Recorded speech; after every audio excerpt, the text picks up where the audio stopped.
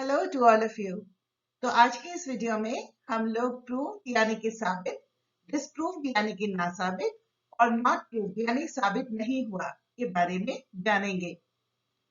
अभी तक के जो वीडियोस हैं वो इंडियन एविडेंस एक्ट के प्रिलिमिनरी एस्पेक्ट्स को डील करता है, यानी प्रारंभिक जो उसमें चीजें दी गई हैं उनके बारे में बात की है हम लोगों ने।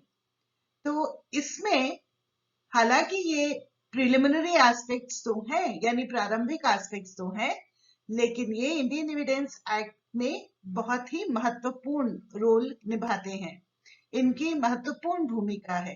ये जितने भी पद दिए हुए हैं इंडियन एविडेंस एक्ट के अंतर्गत, हम लोगों को आज की इस वीडियो में ये जानकारी मिलेगी कि न्यायालय के समक्ष जब सामने मामला सारा का सारा पहुंच चुका है, तो फिर न्यायालय जब निर्णय कर रहे हैं तो न्यायालय कैसे या किस आधार पे किसी चीज को साबित, नासाबित या साबित नहीं हुआ मानेंगे। तो आप सभी का मेरे इस 7वें लेक्चर में बहुत बहुत स्वागत है। मैं doctor Vibha Sharma, associate professor, government law college Ajmer. तो चलिए आज हम लोग प्रूव्ड, डिसप्रूव्ड और नॉट प्रूव्ड को किस तरह से इंडियन एविडेंस एक्ट में डिफाइन किया गया है उसको जानेंगे। जैसा कि हम लोग जानते हैं, इंडियन एविडेंस एक्ट 1872 के जो सेक्शन 3 है उसमें सारी के सारे टर्म्स को डिफाइन किया गया है। तो प्रूव्ड, डिसप्रूव्ड और नॉट प्रूव्ड, इन तीनों टर्म्स को भी सेक्शन 3 में ही डिफाइन किया गया है। तो स्टार्ट करते हैं प्रूव्ड की डेफिनेशन से। A fact is said to be proved when, after considering the matters before it, the court either believes it to exist or considers its existence so probable that a prudent man ought, under the circumstances of the particular case, to act upon the supposition that it exists. साबित, कोई तथ्य साबित हुआ कहा जाता है जब न्यायालय अपने समक्ष के विषयों पर विचार करने के पश्चात या तो यह विश्वास करे कि उस तथ्य का अस्तित्व है या उसके अस्तित्व को इतना अधिसंभाव्य समझे कि उस विशिष्ट मामले की परिस्थितियों में किसी प्रज्ञावान व्यक्ति को इस अनुमान पर कार्य करना चाहिए कि उस तथ्य का अस्तित्व है। इस डेफिनेशन में आप पाएंगे कि मैंने जो इंपॉर्टेंट इसके एस्पेक्ट्स हैं उनको अंडरलाइन किया है। इस चीज को अंडरलाइन करने का मुख्य उद्देश्य यह है कि आप लोग, जो हम लोग नेक्स्ट स्लाइड जब देखेंगे तो उस समय भी आप लोगों के दिमाग में ये जो अंडरलाइंड पोर्शंस हैं ये रहें। यहां एक बात और बताना चाहूंगी कि प्रूव्ड, डिसप्रूव्ड और नॉट प्रूव्ड ये आपस में इंटर रिलेटेड हैं। जब आप इन तीनों की परिभाषा को पढ़ेंगे तो जानेंगे कि ये सारी तीनों की तीनों इंटर रिलेटेड है और एक ही तरह के पैटर्न को अपनाती हैं। तो एस्पेक्ट्स इसके भी वेरियस हो जाते हैं। चलिए वो देखते हैं क्या है। तो जैसा कि मैंने आप लोगों को पिछले स्लाइड में बतलाया है कि ये जो तीनों डेफिनेशंस हैं, proved, disproved and not proved, ये आपस में इंटर रिलेटेड है और ये लगभग एक ही पैटर्न अपनाती हैं जब इन टर्म्स को डिफाइन करती हैं।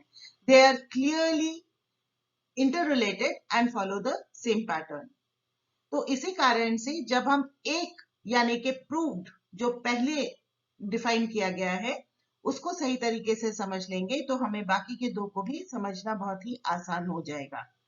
तो यहां पर प्रूव्ड जो परिभाषा है यानी साबित परिभाषा को 4 पार्ट्स में हम समझ लेते हैं और ये हेड्स हैं: टाइमिंग ऑफ डिसीजन यानी निर्णय का समय, मैटर्स बिफोर इट यानी विषय जो न्यायालय के समक्ष है, क्राइटेरिया फॉर डिसीजन यानी कि निर्णय करने का क्या क्राइटेरिया होगा न्यायालय का, and standard of proof in civil and criminal proceedings यानी कि सिविल और आपराधिक कार्यवाहियों में जो प्रूफ का स्टैंडर्ड है, जो मानक है, वो क्या है। तो सबसे पहले जब हम देखते हैं टाइमिंग ऑफ डिसीजन, यहां जब ये बात समझेंगे तो सबसे पहले whether a fact in issue or a relevant fact has been proved, disproved or not proved is a decision for a court to make. न्यायालय ही ये निर्णय करता है कि कोई तथ्य, कोई विवादित तथ्य या कोई सुसंगत तथ्य जो है वह साबित है, ना साबित है या साबित नहीं हुआ है, यह निर्णय न्यायालय ही करता है. And the court makes it, कब वो करता है? When does it makes it? When after considering the matters before it, जब उसके समक्ष सारे जो विषय हैं वो आ चुके हैं और उन पर विचार करने के पश्चात. तो इसका मतलब निर्णय का समय क्या हुआ? At the end of the proceedings, जो कार्यवाही है उसका जब अंत हो चुका है. That is after both the parties have close their cases, जबकि दोनों ही पक्षकारों ने अपने अपने केसेस में उन्हें जो कुछ भी कहना था, चाहे आर्ग्यूमेंट्स के द्वारा, चाहे साक्ष्यों के द्वारा या कोई भी एड्रेस करते हुए न्यायालय को, वो सारी के सारी चीजें न्यायालय के समक्ष प्रस्तुत कर चुके हैं. So thus generally the question of court's decision as to what is proved, disproved or not proved comes only at the end of the proceeding in a case. Clear? Now we come to the next part, and that is matters before it. Now here it is interesting to note that in this definition, the expression used in the act is matters before it, and it has not used the expression after considering the evidence before it. यहाँ पर जो परिभाषा है उसमें विषय शब्द का इस्तेमाल किया गया है, साक्ष्य शब्द का नहीं. It has used the term matters in preference to evidence.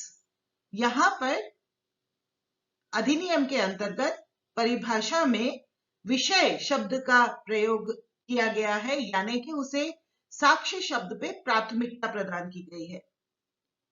The term matters has wider connotations. ये जो विषय शब्द है इसके व्यापक अर्थ हैं. Evidence से भी कहीं अधिक, साक्ष्य से भी कहीं अधिक. So the term matters not only includes oral and documentary evidence. जब विषय पद हम इस्तेमाल करते हैं तो उसमें न केवल मौखिक और दस्तावेजी साक्ष्य सम्मिलित होते हैं, बल्कि de Minaur of witness, real evidence भी आता है. रियल एविडेंस माने के मूल जो साक्ष्य है वो भी आता है. बता चुकी हूँ, जैसे चाकू से अगर हत्या हुई है तो चाकू न्यायालय में अगर आ गया तो वो मूल साक्ष्य हो गया.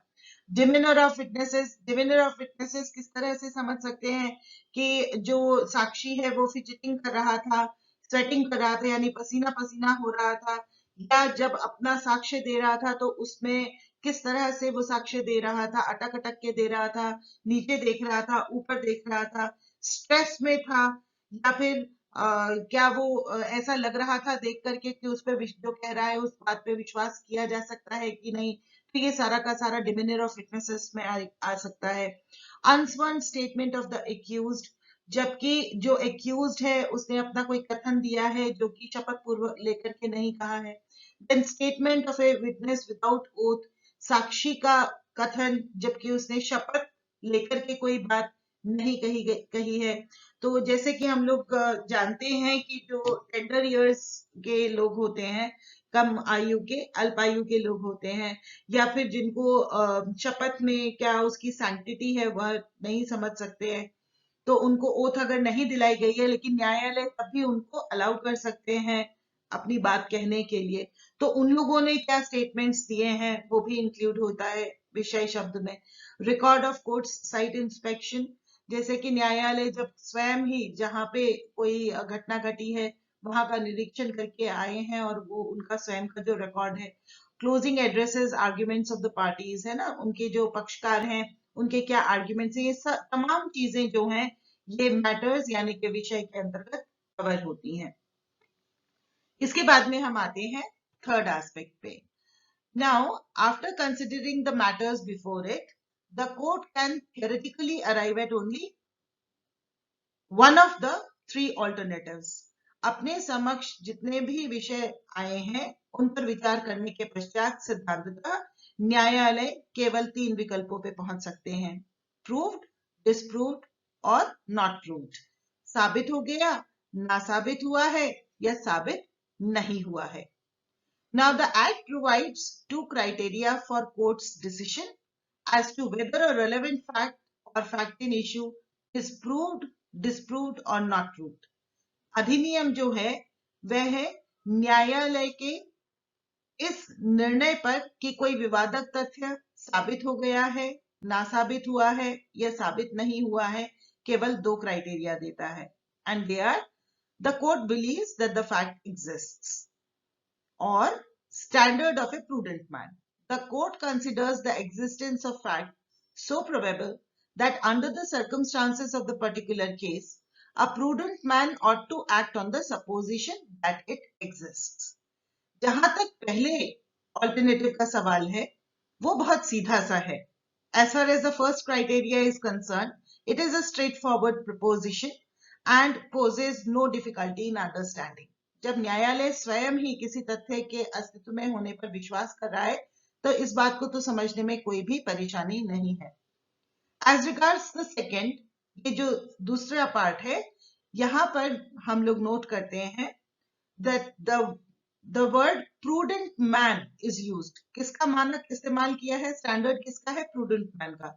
तो सबसे पहले समझे prudent man कौन होता है।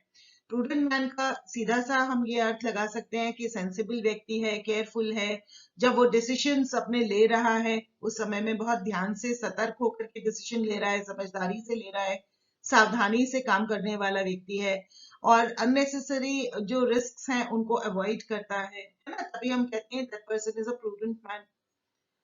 और वर्ड दूसरा जो यूज किया है वो है ऑट।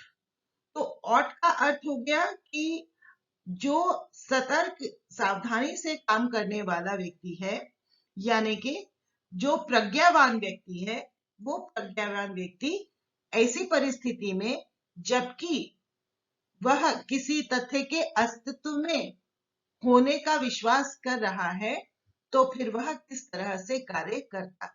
तो ऑट टू एक्ट, तो यहां पर क्या ध्यान रखना चाहिए हम लोगों को? For our purposes we know that we act upon what we believe. हम सब जानते हैं कि हम उसी चीज पर कार्य करते हैं जिसमें हम विश्वास करते हैं। So when the definition says that under the circumstances of the case, a prudent man would act on the supposition that it exists, it is telling us that not only the prudent man believes it to exist, he is expected to act thereon accordingly. तो यहां जब हम ये परिभाषा देखते हैं तो पाते हैं कि क्योंकि हम लोग जिस चीज में विश्वास करते हैं उस पे हम कार्य भी करते हैं। तो परिभाषा के अनुसार विशिष्ट मामले की विशिष्ट परिस्थितियों में एक प्रज्ञावान व्यक्ति जब ये विश्वास करता है कि ये तथ्य अस्तित्व में है तो फिर न केवल वह विश्वास कर रहा है बल्कि वह उस पर कोई कार्य भी करेगा। तो सीधी सी बात यहां अगर हम समझना चाहेंगे तो एक एग्जाम्पल से हम लोग समझ सकते हैं। मार्केट में जाते हैं, कोई सामान खरीदने के लिए जाते हैं, मान लीजिए भिंडी खरीदने के लिए गए, अच्छी भिंडी खरीदनी है, हम लोगों को मालूम है ना। अब ये अच्छी भिंडी कैसी होगी? तो हम ठेले पे जाएंगे, जहां अच्छी सी दिख रही होगी, फ्रेश दिख रही होगी, उस ठेले पे जाएंगे, वहां से वो जो इतना सारा ढेर रखा हुआ है भिंडी का उसमें से एक भिंडी उठाएंगे, उसको थोड़ा सा चेक करेंगे, देखेंगे रोएदार है हल्के हल्के की नहीं है, थोड़ी सी सॉफ्ट है कि नहीं है, कहीं बहुत मोटी और ऐसे पकी हुई तो नहीं है, थोड़ा सा शायद उसको मोड़ के भी देखेंगे कि आसानी से मुड़ रही है कि नहीं, और कई लोग तो उसे तोड़ के भी देखते हैं, है ना, ये देखने के लिए अंदर कच्ची है कि नहीं, और फिर वो ये विश्वास करते हुए कि इस ढेरी में जितनी भी भिंडियां रखी है वो सारी की सारी सही है, तो फिर वो उसको खरीद लेता है। तो प्रूडेंट मैन यही कार्य करता है।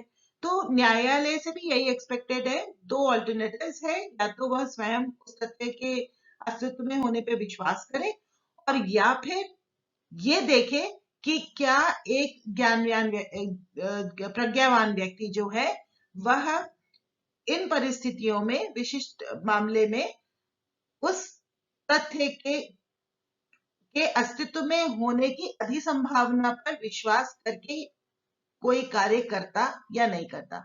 अगर वो कार्य करता उसके एग्जिस्ट में होने को मानते हुए किसी तथ्य के, तो फिर यही माना जाएगा कि न्यायालय भी वैसे ही कार्य करे, है ना। न्यायालय भी उस तथ्य के अस्तित्व में होने पर विश्वास करे, ठीक है ना।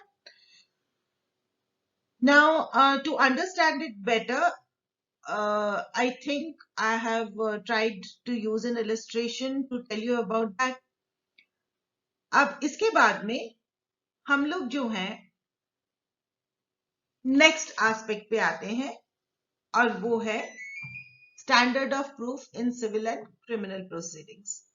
So although the Indian Evidence Act lays down a single definition of the terms proved, disproved and not proved, in practice the standard of proof applied in civil and criminal proceedings are quite different. हालांकि Indian evidence act के अंतर्गत साबित, नासाबित और साबित नहीं हुआ को एक ही तरीके से परिभाषित किया गया है, लेकिन व्यवहारतः हम देखते हैं कि जो स्टैंडर्ड ऑफ प्रूफ है, यानी साबित या सबूत का जो मानक है, वह सिविल कार्यवाहियों में और आपराधिक कार्यवाहियों में अलग अलग है. Now in civil proceedings, the case is decided on the basis of preponderance of probabilities.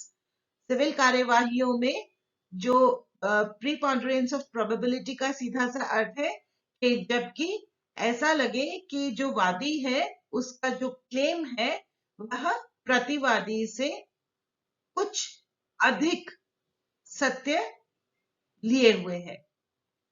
This means if there is greater than 50% chance that plaintiff's claim is true as against the defendant, the court shall record finding in its favor of plaintiff. Civil proceedings में साधारणतया इस तरह से कार्य होता है.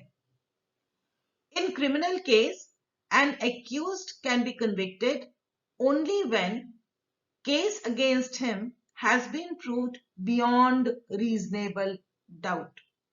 आपराधिक मामलों में आरोपी तभी दोषी पाया जाएगा जबकि मामला उसके विरुद्ध संदेह से परे साबित हो जाए, ठीक है ना. If it is not so proved, the accused is given benefit of doubt and acquitted. अगर वो इस तरह से प्रूव नहीं होता है उसके विरुद्ध मामला, तो फिर जो आरोपी है उसको संदेह का लाभ दे दिया जाता है और उसे एक्विट यानी छोड़ दिया जाता है. Now this is actually the state of not proved.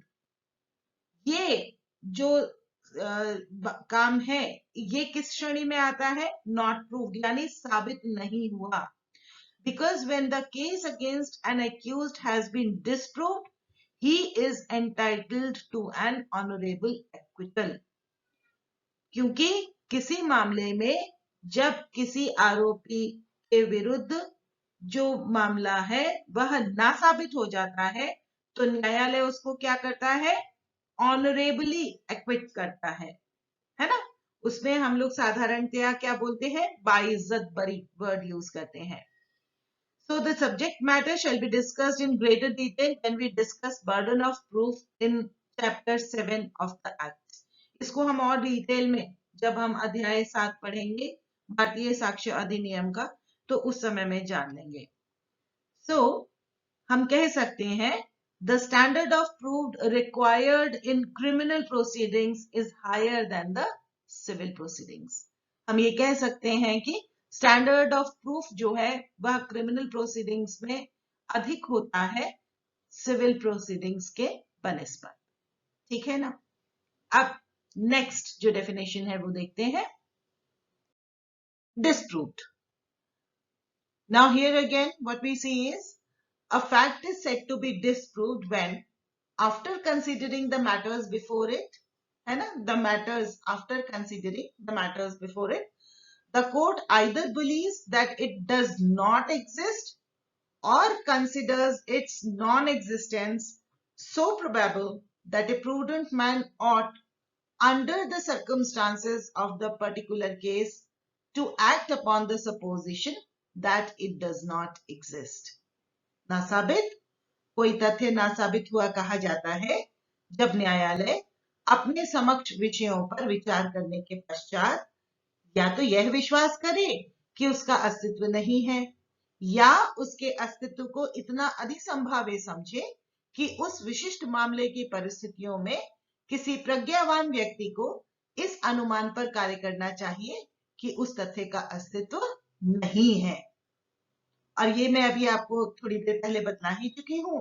When a case against an accused is actually disproved, he or she is entitled to an honorable acquittal. जबकि आरोपी के विरुद्ध मामला ना साबित हो जाता है तो फिर आरोपी को यह अधिकार है कि वह बाइज्जत बरी किया जाए। ठीक है, तो अब तीसरी डेफिनेशन नॉट प्रूव्ड की। A fact is said not to be proved when it is neither proved nor disproved. साबित नहीं हुआ, कोई तथ्य साबित नहीं हुआ कहा जाता है जब वह ना तो साबित किया गया हो और ना साबित।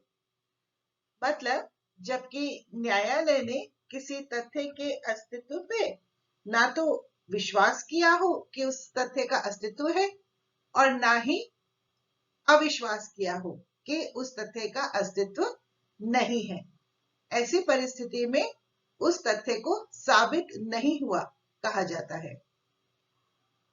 एक चीज का यहाँ पे मैं मेंशन करना चाहूंगी, that in criminal cases when an accused is given benefit of doubt and is acquitted, it is a case of not proved. आपराधिक मामलों में जबकि आरोपी को संदेह का लाभ दिया जाता है और छोड़ दिया जाता है, तब ऐसा मामला नॉट प्रूव्ड की श्रेणी का होता है, यानी साबित नहीं हुआ। तो इसके साथ ही आज ये जो वीडियो में मैं 3 एस्पेक्ट्स आप लोगों के साथ डिस्कस कर रही थी, 3 डेफिनेशंस, प्रूव्ड, डिसप्रूव्ड और नॉट प्रूव्ड की, आशा है आप लोगों को भली प्रकार से समझ में आ गई होंगी। और yes, you all have to study, so the studies should go on. Take very good care of yourselves. All the best.